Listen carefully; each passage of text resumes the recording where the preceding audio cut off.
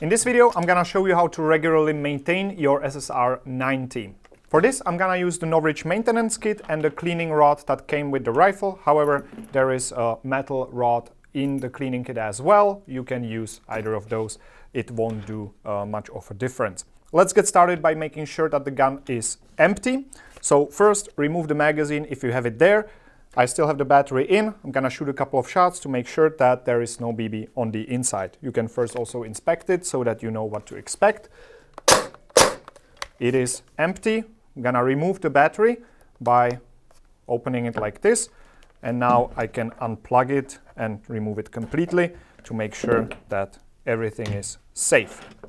Now what you need to do is to remove the barrel assembly along with the rail and everything. You do that by pushing this button right here and everything slides out nicely. This is probably the easiest thing to maintain and disassemble.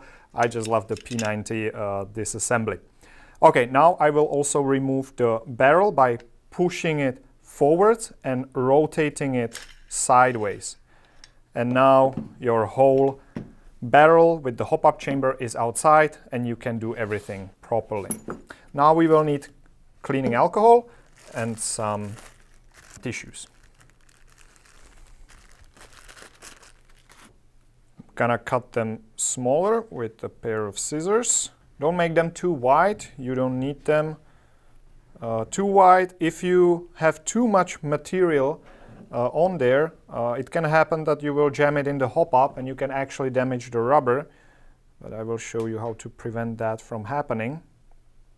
This is about the correct length.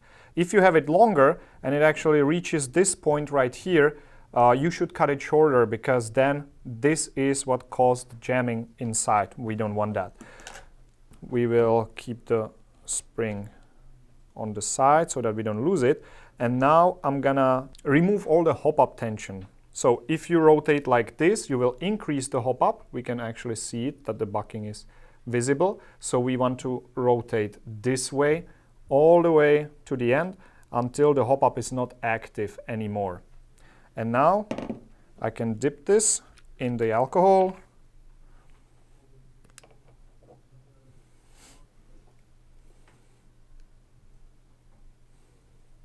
Just like that. If you put too much in there, just roll it on here. I actually don't have enough on there. Now just remove the excess alcohol like that. And I like to start exactly in the same direction as the BBs go. So from here all the way out. So I'm pulling all the bad stuff or the dirt that is inside in the direction of the BB. And I can make sure that the bucking is also clean. Remember, be gentle. You don't want to really force it in there. If it doesn't want to go in, remove it. Remove some of the cloth. Maybe you have too much there. You should really not use much force. And just rotate it slightly and just go all the way through. Okay, we can see that we had quite some cleaning to do because this one is pretty dirty. Now I would repeat that as many times until the patch comes out clean out of the barrel. I'm not gonna make this video too long, so let's assume I've done it like 2 or 3 times and now the patch is clean.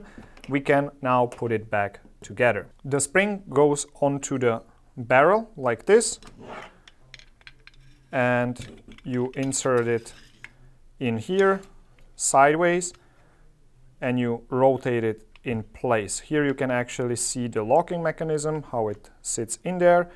Now it's correctly placed and just slide it in and that's it. Now your SSR90 is ready to go on the field again. Super accurate as always because the barrel and the bucking is clean. Just don't forget to set the hop-up correctly because we untighten it completely for the purpose of cleaning. And that's really everything you need to do for the maintenance because there is not much you should do on the inside of the gearbox.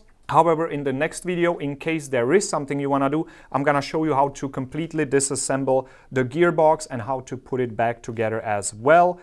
But yeah, for regular maintenance, this is all you need to do. That's it.